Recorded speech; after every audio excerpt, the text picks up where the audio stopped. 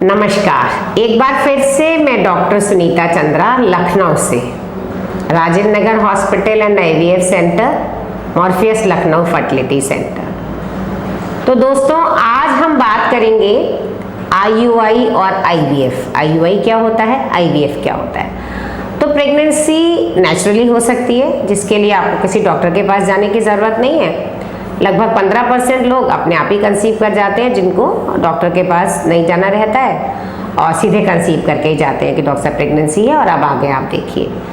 दूसरा होता है कि कुछ हम दवा देते हैं और उसके बाद उनको फर्टाइल पीरियड एक्सप्लेन करते हैं और तब प्रेगनेंसी होती है। तो we call it ovulation induction and timed intercourse. अब तीसरा आता है ओव्यूलेशन इंडक्शन एंड IUI। तो आज हम बात करेंगे IUI क्या है और उसके बाद बात करेंगे IVF क्या है। तो कुछ कपल्स ऐसे हैं जिनको IUI की ज़रूरत पड़ती है। तो IUI में क्या करते हैं, पेशेंट्स पीरियड्स के सेकेंड डे आते हैं, एक उनका नॉर्मल अल्ट्रासाउंड ट्रांसवैजाइनल सोनोग्राफी जिसे कहते हैं वो किया जाता है। यूट्रस को देखते हैं, ओवरीज को देखते हैं, कोई सिस्ट तो नहीं है, कोई गांठ तो नहीं है, सर्विक्स ठीक है, बच्चेदानी ठीक है, ओवरीज ठीक है, ओवरी में कोई सिस्ट तो नहीं पड़ी हुई है, कहीं कोई अंदर स्वेलिंग तो नहीं है, बच्चेदानी के आसपास फ्लूइड तो नहीं है। डे 2 अल्ट्रासाउंड से ये सारी चीज़ें पता चल जाती हैं। उसके बाद हम लोग कुछ टेस्ट कराते हैं और उसमें कुछ बेसिक ब्लड के टेस्ट होते हैं। उसी समय हस्बैंड के टेस्ट के लिए बताया जाता है सीमेन की जांच, और तब हम बताते हैं कि आपको नली की जांच करानी है, जो पीरियड्स के 5वें दिन से 8वें दिन के बीच में हो सकती है, जिसे कहते हैं डिजिटल हिस्ट्रोसाल्पिंजोग्राफी। ठीक है, तो किन पेशेंट्स को IUI की ज़रूरत पड़ती है मैं ये भी बताऊंगी, और IUI में क्या करते हैं मैं ये भी बताना चाहती हूँ। तो IUI में पेशेंट्स पीरियड्स के सेकेंड डे आए, उनका एक ट्रांसवैजाइनल सोनोग्राफी किया जिससे काफ़ी इन्फॉर्मेशन पता चल गई। उसके बाद उनका ब्लड का टेस्ट कराया, हस्बैंड को सीमेन का टेस्ट कराया, और उसके बाद जब ज़रूरत पड़ी तब उनको बताया कि कब उनका ट्यूब का टेस्ट हो सकता है। डे 3 से दवाइयाँ लिखनी होती हैं, मतलब जैसे आज पीरियड आया, कल छोड़ा, परसों से दवा शुरू करी। कभी कभी डे 4 से भी कर सकते हैं, डे 5 से भी कर सकते हैं। तो डे 2, 3, 4, 5 पे हम दवा शुरू कर सकते हैं। दवा क्या है, खाने की दवा होती है, साथ में कभी इंजेक्शंस लगाते हैं, कभी नहीं लगाते हैं। तो ओव्यूलेशन इंडक्शन जो है वो ड्रग से भी करा जा सकता है और ड्रग्स प्लस इंजेक्शन से भी किया जा सकता है। दवा शुरू करी, 1 या 2 इंजेक्शन देना है तो दिया। उसके बाद पेशेंट को बुलाते हैं सीधे पीरियड्स के 11वें दिन देखने के लिए कि उनकी ओवरीज में अंडे बन रहे हैं नहीं बन रहे हैं। और जब अंडे का साइज 18 से 20 मिलीमीटर, 21 मिलीमीटर या 22 मिलीमीटर तक आ जाता है, झिल्ली अच्छी आ जाती है, ट्रिपल लेयर झिल्ली है, 8 मिलीमीटर की है, 8.5 मिलीमीटर की है, तब उसको एक इंजेक्शन देते हैं जिसे कहते हैं ट्रिगर। ट्रिगर के इंजेक्शंस अलग अलग हो सकते हैं, लेकिन ट्रिगर के लगभग 40 घंटे के बाद 36 से 44 घंटे के अंदर IUI करना होता है।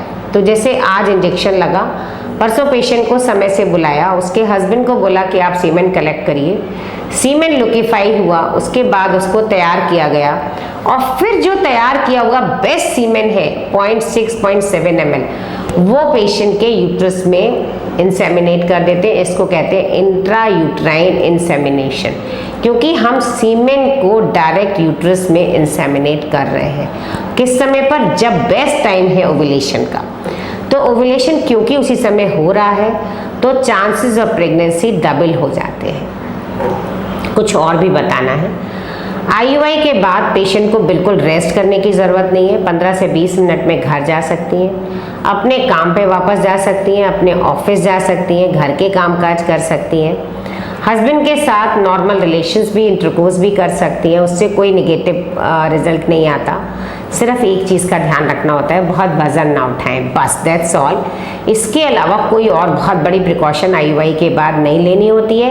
It is as natural conception, it's just assisted प्रक्रिया। एक प्रक्रिया है जिसको हम थोड़ा सा असिस्ट कर देते हैं। तो बहुत सारी वजह ऐसी होती हैं जिसमें सीमेन डायरेक्टली वजाइना में नहीं डिपॉजिट हो पाता है, जैसे कि पेशेंट्स को पेन बहुत ज़्यादा होते हैं, हस्बैंड में इरेक्शन प्रॉब्लम होती है, नहीं हो पाता है, प्रीमेच्योर इजैकुलेशन हो जाता है, या फिर सीमेन में काउंट और मोटिलिटी दोनों कम है, ऐसे पेशेंट्स में बहुत अच्छा रिजल्ट आता है।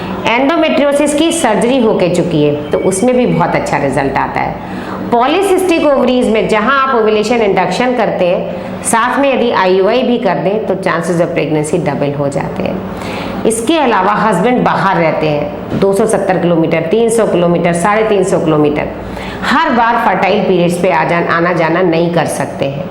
ऐसे में हस्बैंड का सीमेन को फ्रीज कर लेते हैं और जब पेशेंट का फर्टाइल पीरियड है उस समय उनके ही सीमेन से इंसेमिनेशन कर दिया जाता है, जिससे प्रेगनेंसी आ जाती है। तो हर बार हस्बैंड और वाइफ को ये वेट नहीं करना है कि हम फर्टाइल पीरियड में मिल सकते हैं या नहीं मिल सकते हैं। कभी छुट्टी मिल पाती है, कभी नहीं मिल पाती है, कभी वो फर्टाइल पीरियड हिट हो पाता है, कभी नहीं हो पाता है। तो डिस्टेंटली जो रह रहे हैं हस्बैंड वाइफ, उनके लिए बहुत अच्छा है। और जो इंडिया के बाहर रह रहे हैं, दुबई में रहते हैं, सऊदी में रहते हैं, उन लोगों के लिए और भी अच्छा है। क्यों? क्योंकि वो साल साल भर नहीं आते हैं और पेशेंट को प्रेग्नेंट होने के लिए साल साल भर इंतजार करना पड़ता है। तो ऐसे में यदि हमने उनके सीमेन सैंपल 2 या 3 फ्रीज करा लें तो उसी सीमेन से इंसेमिनेशन करके पेशेंट को प्रेगनेंसी हो सकती है। जो भी हस्बैंड वाइफ दूर रह रहे हैं, जो जल्दी नहीं मिल सकते हैं, जिनका आना जाना मुश्किल है या जिनको सेक्सुअल प्रॉब्लम है, वाइफ को बहुत डर है, फोबिया है इंटरकोर्स से, ऐसे पेशेंट्स में बहुत अच्छा रिजल्ट आता है। Endometriosis specially after surgery, early endometriosis, polycystic ovarian disease, ये कुछ ऐसे इंडिकेशंस हैं जिसमें IUI बहुत अच्छे रिजल्ट्स देता है। IUI वैसे तो आप अनगिनत साइकिल कर सकते हैं, कोई प्रॉब्लम नहीं है, लेकिन आपको अपनी एक लिमिट सेट करनी होती है कि मुझे 3 साइकिल करना है, 4 साइकिल करना है, 5 साइकिल करना है। स्पेशली एल्डरली फीमेल्स जो लगभग 40 के आसपास है, जिनका AMH बहुत कम है, उनके लिए बेस्ट तो यही है कि वो सीधे IVF पे जाएं।